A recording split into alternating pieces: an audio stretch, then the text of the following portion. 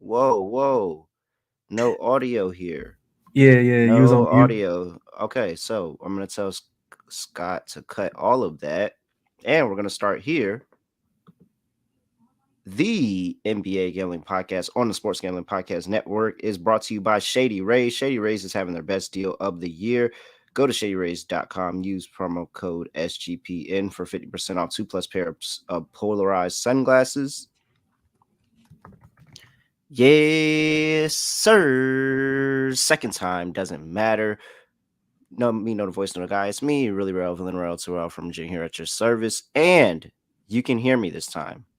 And if you have no idea what you're talking about, it's because we cut all of that out of the earlier version. So it is what it is. All right. We have the playoff picks for a Sunday slate in the NBA. Currently going on is the game one of the Nuggets and Suns series. Time recording, it's halftime, 68-51. Nuggets are up at home, shooting incredibly at home as well. Got my guy Delonte Smith with me. Delonte, what's going on? Not much, man. Looking forward to breaking down Sunday. Hopefully the Nuggets can hold on and not piss down their legs. So Yeah, I mean, I fairly expected game one to go like this. I thought that they have a little bit more energy in game one. The line definitely said it as it kept creeping from 2.5 to 3.5 to 4. So, no surprise here for game one for the Denver Nuggets, but we are here to talk about business. And so I'm glad I missed the first version. Yeah, I don't know. It was just I forgot to unmute myself. It doesn't normally happen. All right. Let's move on to actually talking about Sunday. There's nothing to recap because we don't know how everything it turns out tonight. So while we wait for those to come in, we have my chance to come back and rebuttal about a series. The Miami Heat are traveling to play the New York Knicks. The line for tomorrow opened up at 5. It's down to 4.5. So money coming in on the Heat here, pushing that line down. 207.5 is the total. So my thoughts for game one pretty much echo my thoughts of the series. And it's the fact that I don't trust the Miami Heat to score after one series. Like that's pretty much it. Like, I mean, if I'm being completely honest, I don't trust the Miami Heat to score after one series. We see what the Knicks did to the Cavs, and we see that their ability that they understand they can guard. We've seen this all year with the Knicks being able to guard the Heat, guard other teams. They've been a really good defensive team over the course of the entire season. But for this matchup with the Miami Heat, you have a team that came into the playoffs, the last ranked team in points per game scoring, one of the last ranked offensive rated teams in all of the NBA. They lose their second leading scorer to a broken hand. He's out for this series as well. And I'm just just because they played the Bucks and they were able to score on the Bucks that I'm taking this team as a good a team that can score consistently. No, we know that what you do in one series is not what you do in the next. And I'm not gonna just sit here and turn a blind eye to a team for what 6-7 months couldn't score the freaking basketball, and now I think that they're going to score over the course of the playoffs. No, absolutely not. Jimmy Butler had an amazing series last go around. I think he'll be given a bunch of different looks by Tom Thibodeau. He's going to know exactly how to guard them because of the history that they do have together. This is going to be a fun series. I think it is going to be a little bit of a battle, but I'm still ultimately on the Knicks for the series and in game one. I think that they're going to have issues with Jalen Brunson. And as you saw in the regular season, when they started to double Jalen Brunson took that and was able to get the ball to playmakers' hands and get it to other guys on his team that can shoot. Obi Toppin has gotten more minutes. He's been more productive in his offensive minutes. We'll see Grimes if Grimes can hit his shot from the outside. Emmanuel quickly didn't have a good series last go around. We expect him to have a better series against the Heat here. So, yeah, I think it's all Knicks, and I think it's going to lean on the offense and the number of options from one all the way down to 9 on the Knicks that can actually go out there and score the basketball. So I'm on the Knicks here, -4.5. Delonte, what say you? yeah, I'm probably gonna be Oppo, and obviously in the series we talked about it earlier. And in game one, I don't disagree with any of the stuff you said. Miami's obviously not gonna shoot that good from deep or from the floor. Regular season matchups, both of these teams shot the cover off the ball. New York shot 52% from the field, 39% from three. Miami shot 48% from the field and 44 from three. So the pace has picked up. Both teams are playing with a little bit more pace. I think so. The total to go over. I know we're gonna talk about that in a while. That's probably one of my favorite plays with both teams being able to push it in transition and Miami's increased half court sets because they were 24th in half court points per possession, 96.7. That's what they were in the regular season, all the way up to 103.3, and that's against the top three rated defense in the NBA. So, I mean, I just think from a matchup perspective, that it's not going to have to be all on Jimmy like it was against the Bucks. I think that New York poses a lot of different threats to what Jimmy can do. Not saying that they'll be able to stop him, but I think those other guys will benefit from Tibbs probably double teaming Jimmy. They ran a lot of double teams at him in the regular season. Not saying that that's going to continue over or continue doing the same thing because pretty sure Jimmy watched the film. But yeah, I think just Miami's ability to be able to stop the Knicks as far as half court sets because the Knicks, I mean, they play well, but I mean, it's just like the Cavs are just inept offensively. Their wings are inept offensively. Now, some of that had to do with the Knicks defense. Of course, they went from 19th in points per possession defense to first in the playoffs. Really put a hurting on Mitchell and Garland at the point of attack. But their offense didn't do as well as people think. They were 20th in points per possession in the half court. They were running in transition, but Miami is like really elite in stopping transition, top 10 in points per possession allowed in transition. So it's going to be interesting to see the matchups and how Spo plays Brunson. I'm not sure he'll be able to double him as much with the confidence that RJ has, just depending on the lineups. Obviously, quickly he's going to play better. But all in all, I mean, I expect a good series. I don't think either team will like blow the doors off of the other, unless it's a crazy shooting night for one of the other teams. But yeah, I'm leaning with the Heat. I bet +5. I still bet it +4.5. As far as the series price, I mean, we talked about it earlier. I think the series price is kind of outrageous. So I'll be on it. I'll be on the Miami Heat +5. I won't play the money line just yet, but I'll just play the +5, +4.5.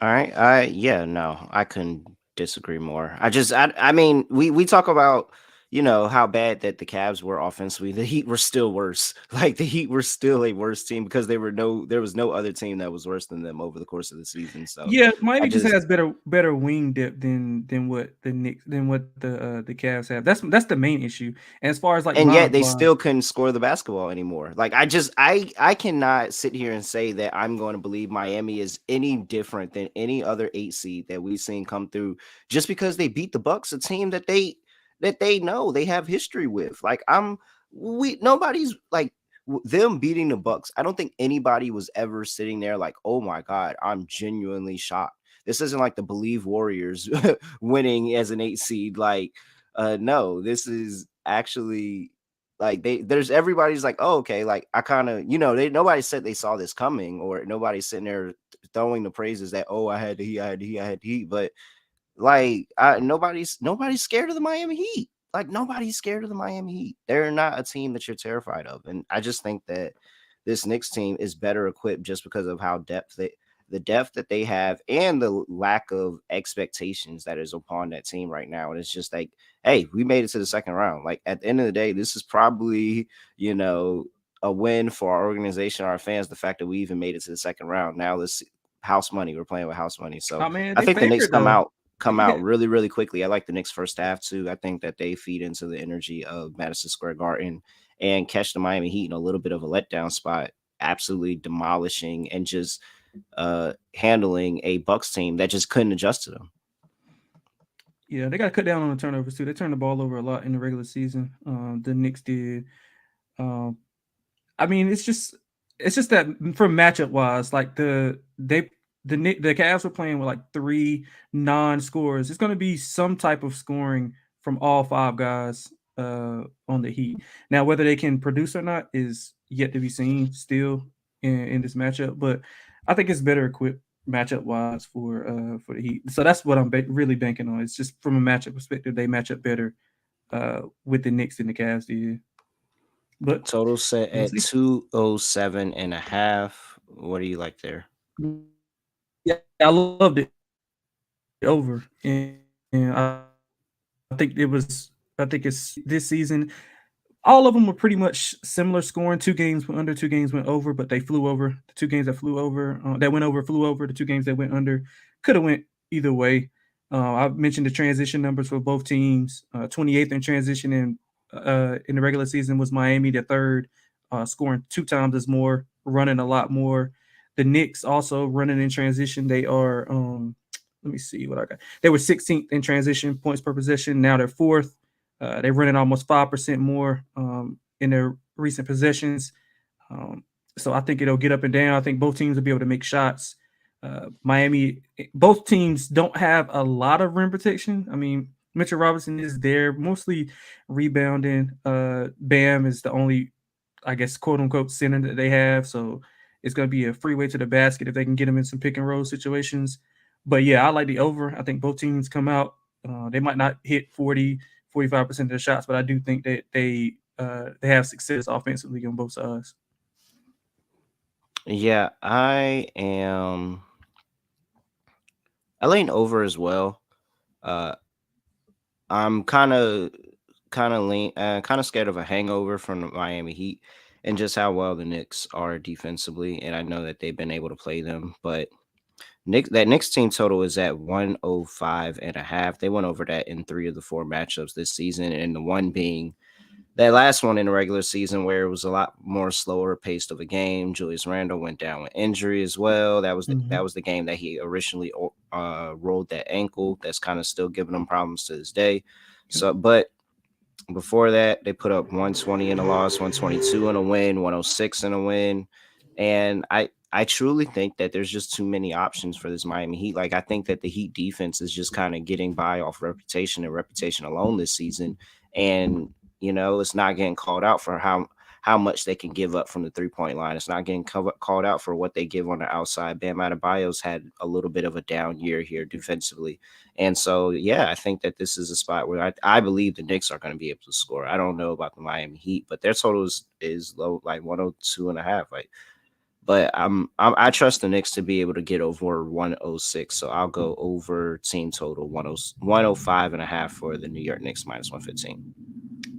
Yeah, and both teams. Well, you mentioned about Miami giving up. Yeah, 29th in 3-point frequency allowed. So if the Knicks can bury some jumpers, it'll be there. They're 25th in rim percentage defense, 30th in mid range percentage defense. So they'll have some opportunities to score. I think the Knicks will pose some threats offensively to be able to knock down some shots. Is Grimes good to play? Him and Randall are both like, Questionable.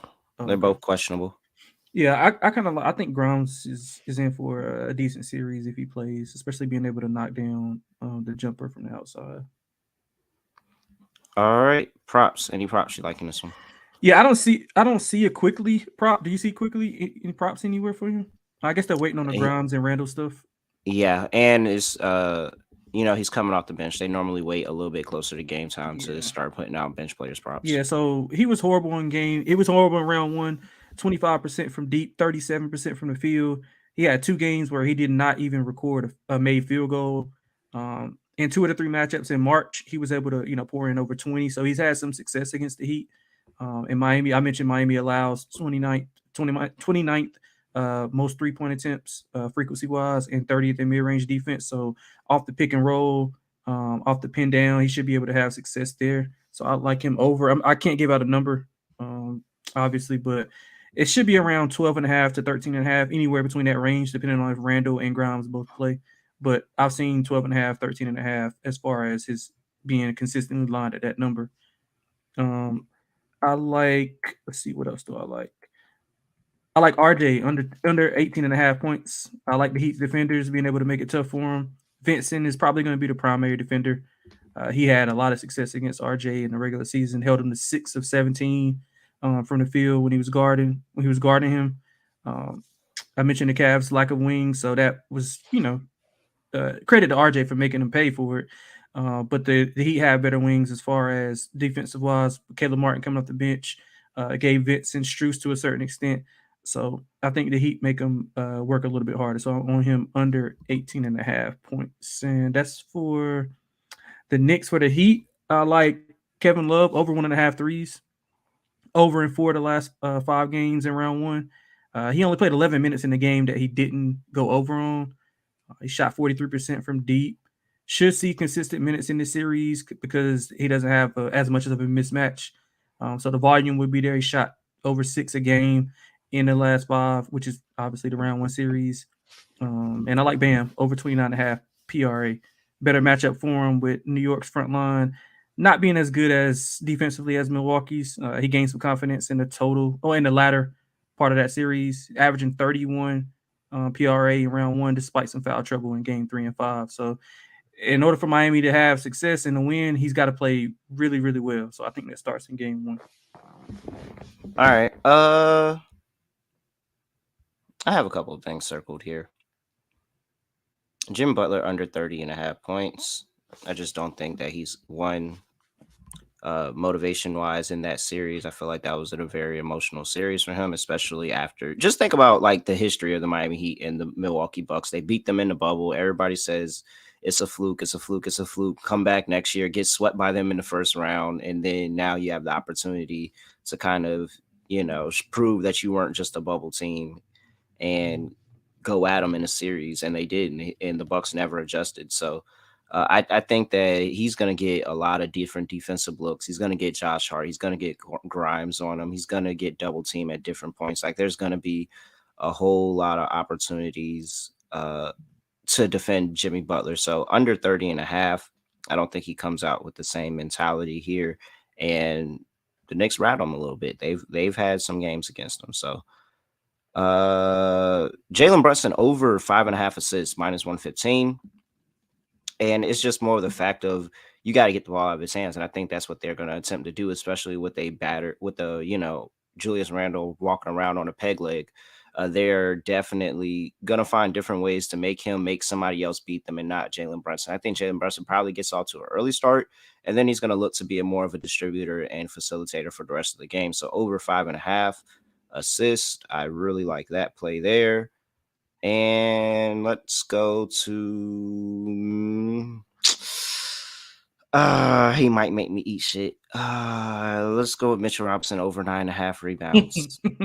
And it's because the Miami Heat are really, really bad at rebounding. And Bam is really I'm not going to speak on Bam too much, but just know that I trust Mitchell Robinson as the best rebounder. He was the best big in the last series. Hopefully he can take that momentum and really carry that over into this series. And this is going to be the game that's kind of tell me what I'll do with Mitchell Robinson for the rest of the series. But I think that he's going to have the opportunities. I think there's going to be a number of misses here, and I expect to see Mitchell Robinson clean up on the glass. So I'll take Mitchell Robinson over 9.5 rebounds, and maybe Julius Randle too at over 7.5. That looks very tempting. So I like the rebounding for the Knicks. I think they'll dominate on the glass.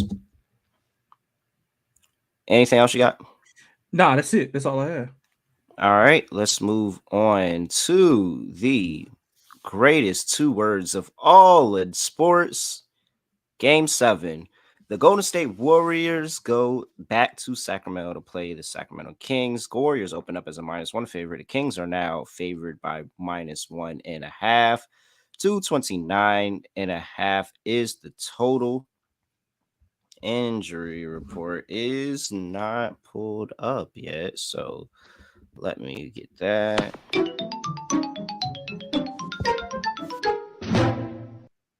All right, here for the Game 7, we have Patrick Baldwin Jr. out. Other than that, pretty good.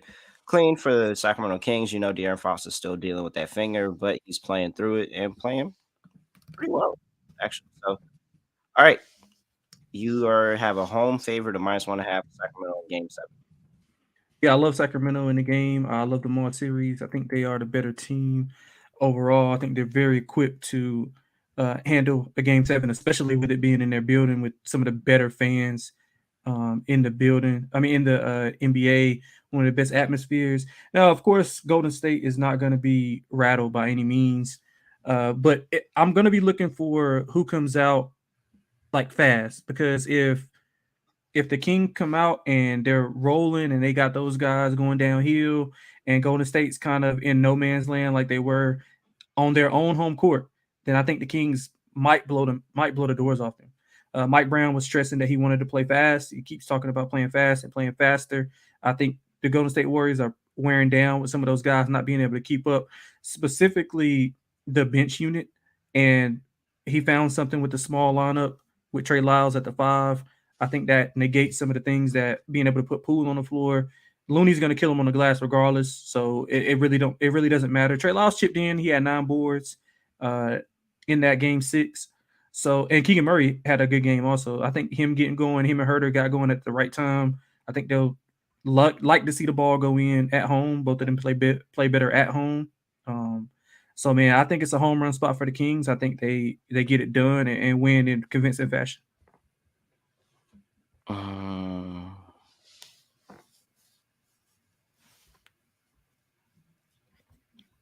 So everything has come true up until this point. Said that I thought this was going to 7. We're here at 7. I said I thought that both teams won a road game. While they didn't win the road game I was anticipating, they both won a road game. Can Golden State do it on the road again?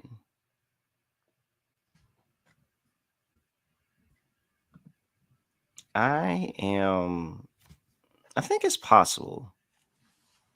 And it really depends on. I think if this is a shootout in Sacramento, Sacramento's going to win. If we're sitting here, you're talking about this as a high-scoring game, they're going blow for blow.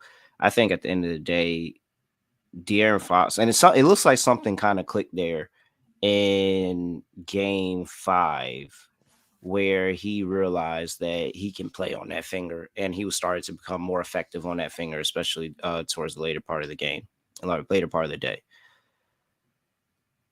But here you have the Warriors championship pedigree. If they get anything going defensively in this game, then I think that they're in it to win. Like, honestly, if this is an under game, I can only see it as Golden State fighting through.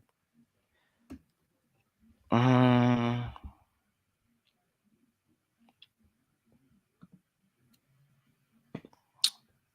think I'm on the Kings still. I think I'm going with my.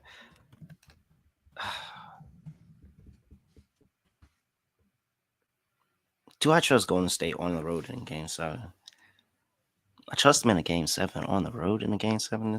I think the line moved towards the Kings. Money's coming in on the Warriors. A little bit of reverse line movement there.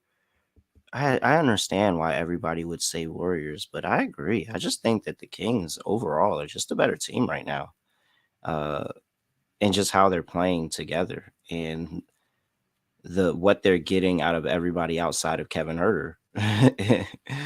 I think Malik Monk provides too much of a spark, and honestly, I think we deserve to see a Malik Monk and De'Aaron Fox in a closeout game, kind of just take over. Like if this game was over and you told me both of them had 30 plus, I would not be surprised at all.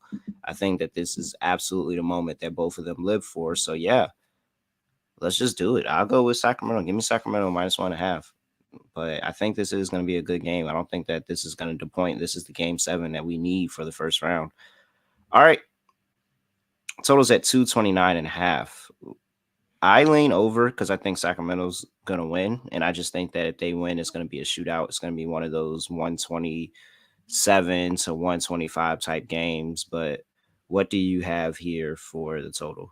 Yeah, I lean to the under. I think they proved in Game 6 that they can be able to win a low-scoring game also. I can't remember exactly what it closed at. I just know it went under. I can't remember exactly what the number was. That game closed at what's that? 227.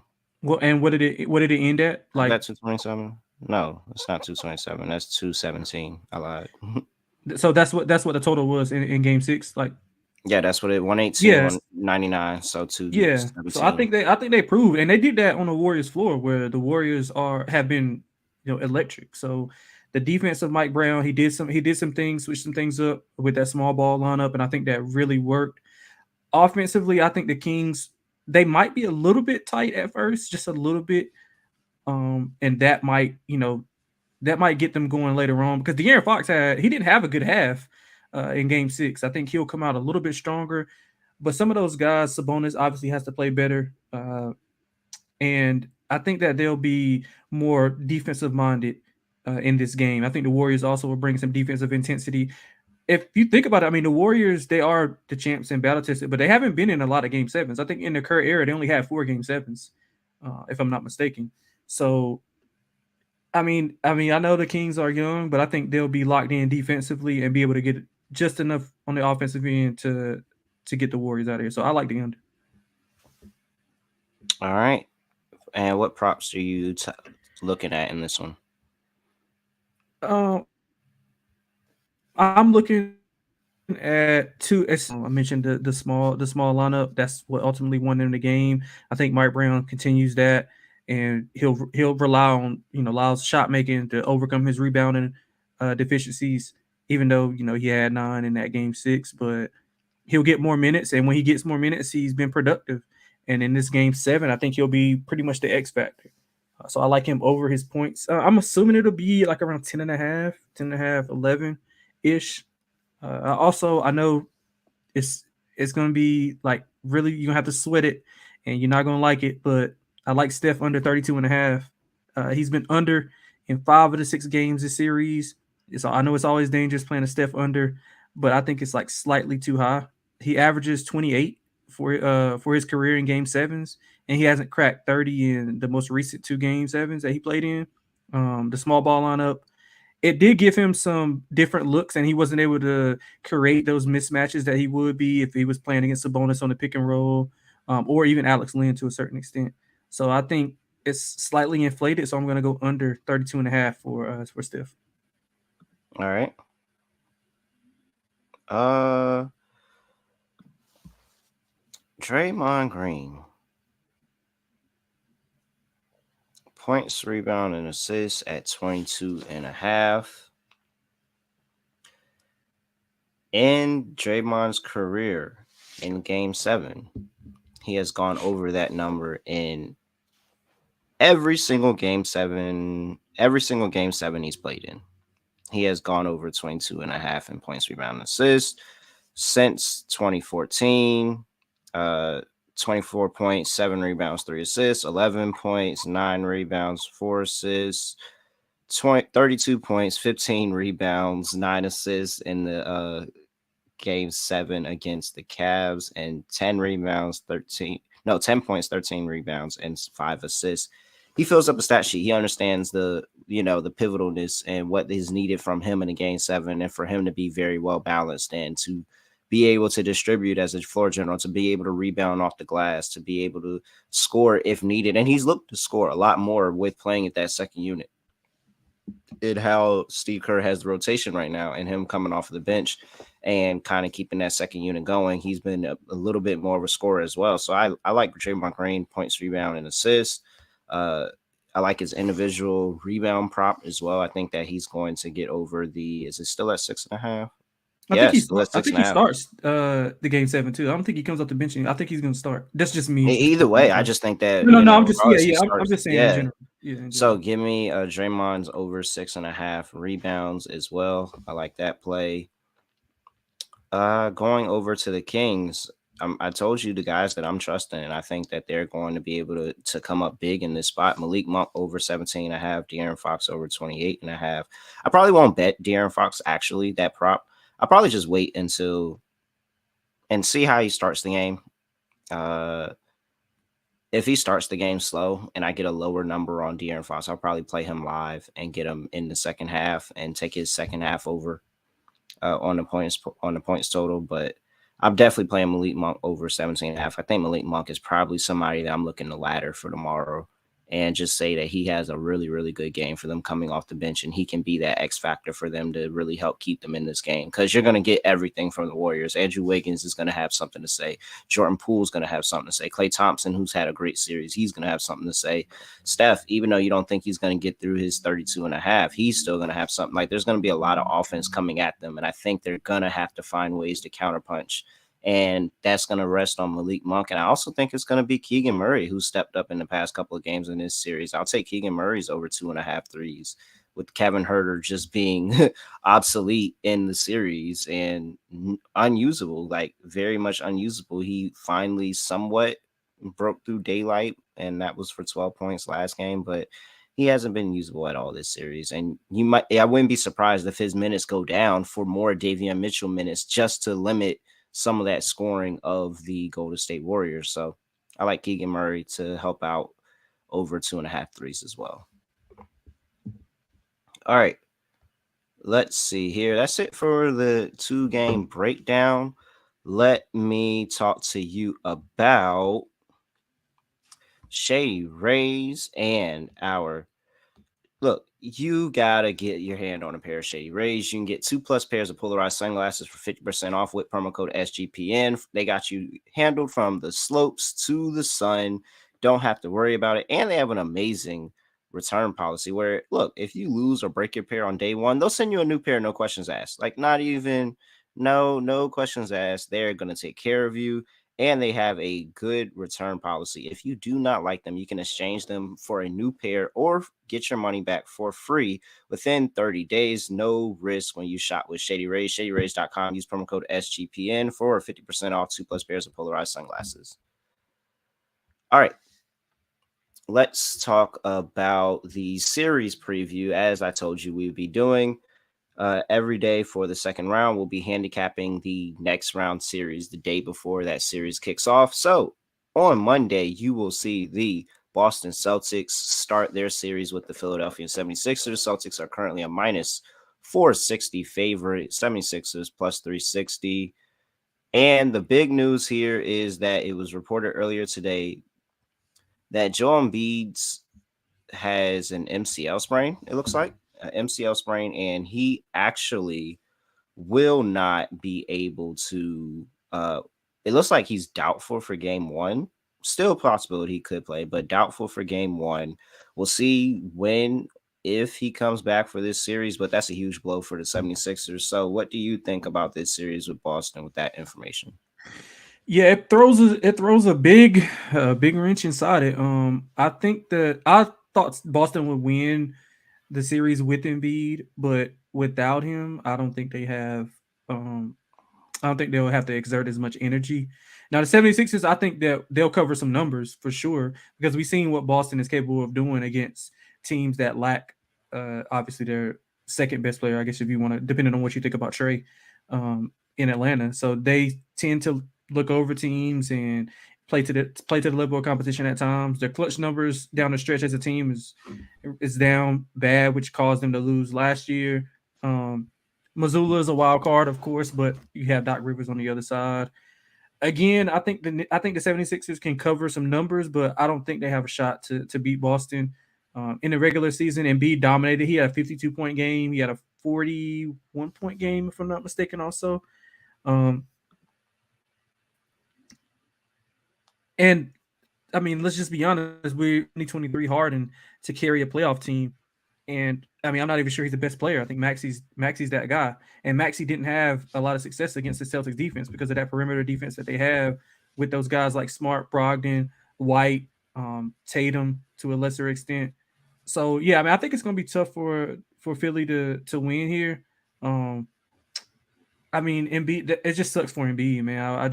It seems like every other year something happens to him. So I kind of feel bad for him. I would probably pay Boston to win in 5, to be honest, if you want to get a good price for it. But I do think the 76ers will compete and cover some numbers, but I don't think they have a shot to win the series. Yeah, I can't really say that I expect them to win the series without Joel Embiid. Hopefully, this is just a 1-game thing, and he just needed a little bit more extra time. But he had about a week off already, and they're already saying he's doubtful. So that's now no good. But Uh, I think I'd be willing to reevaluate if Joel Embiid does come back into the series because I think that he, at least this year against Boston, has shown that he can really, really take over a game and really, really help be that extra push to get the 76ers over the hump, especially against the Boston team that's kind of been playing with their food, you know, over the course of the season, definitely in last series. And if they give the 76ers chances like they gave the Hawks chances, then I don't think it's going to be the same outcome for them this time around, especially if Joel Embiid does end up coming back and playing in the lineup. So uh I still don't trust Boston to get this done in the amount of time they probably should get it done. So I see a minus 150 on the 76ers plus 2.5.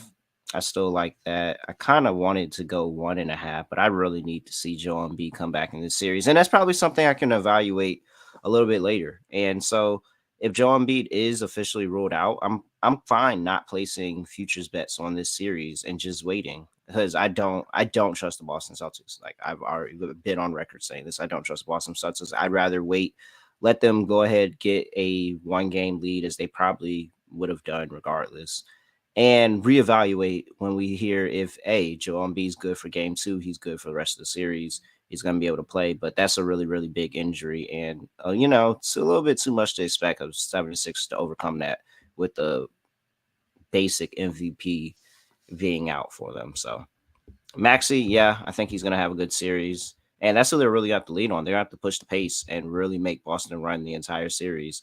But just more Paul Reed. I'm fine with that. More Paul Reed. So like you said, I think that they'll cover some games for us. I'm not willing to get down on a series bet right now because I just want to get the best number with the 76 I can. And I could probably get that after a loss in game 1 if Yeah. Joel Embiid does not play. Yeah, I would say if anybody wants to bet the Sixers, just wait until they might get blitzed in game one. Celtics coming out. I think that I think that the Hawks series kind of like woke them up a little to like, okay, let's just try to get this over with. They know the 76ers are gonna get outmanned, so they want to come out and be dominant. So I think game one is literally a smash spot for them. You mentioned Paul Reed playing, so that means the pace is going to be picked up. They're going to have to play with a lot of speed and a lot of space. But I don't know. Some of those guys like Tobias, you depending on Tobias Harris, again Harden to carry you. Maxi struggled against this team, so you're gonna be relying on Shake Milton, some of those other guys coming off the bench, which they're decent guys, but I think they're better suited for the 7 or 8 option and not, I guess 4 and 5 when they have to step up and be and produce more than what they're used to. So yeah, if you want the 76ers or if anybody likes the 76ers, just wait till after game one and maybe you get some good news with Embiid.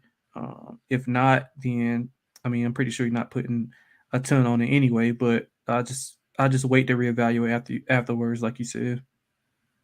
Yeah. All right. Let's see here. Okay, before we get into our lock and dog, gotta talk to you about Underdog Fantasy because Underdog Fantasy Best Ball Mania 4 is here. Underdog is giving away $15 million in prizes. So start drafting your teams in. There's a plenty of ways to win in the NBA, NHL, and MLB with their player parlays. But you gotta get into your best ball drafts. The draft just ended. You know where everybody, your landing spots for everybody.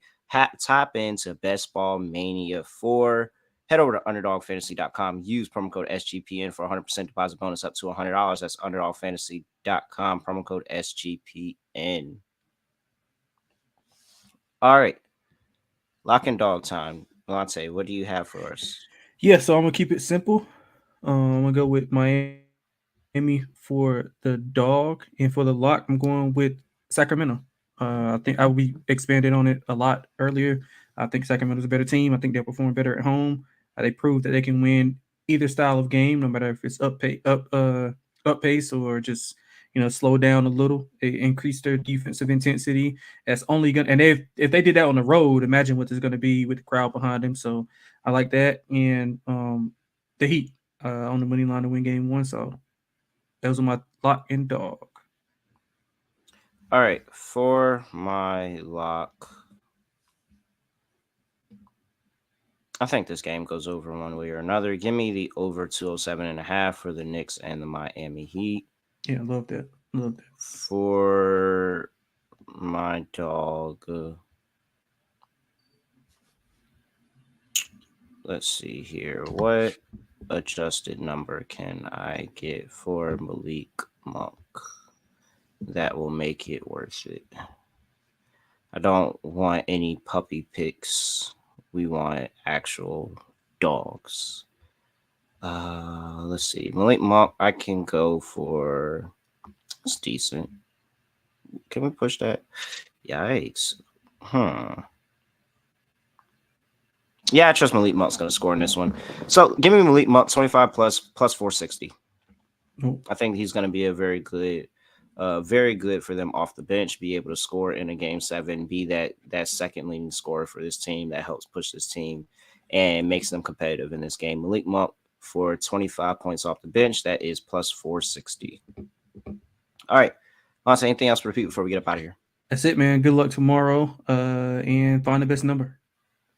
All right. If you're not, make sure you follow us on Twitter at SGPN NBA. Make sure you follow us on YouTube, subscribe, all of that stuff, like, comment, everything on youtube.com/NBA Gambling Podcast. You know our social media, you know where to find us. We will be back on Monday, Moonoff and I, to talk about what's the 2 games on Monday. So, yep. Game 2 of Phoenix and Denver, and the game 1 of the Celtics in Philadelphia. And then we will also be we won't be previewing anything because there's no new series the next day. So that's it. All right. I have nothing else to say, nothing else to do. No other way of ending the podcast. Just going to end it like this. We are out of here.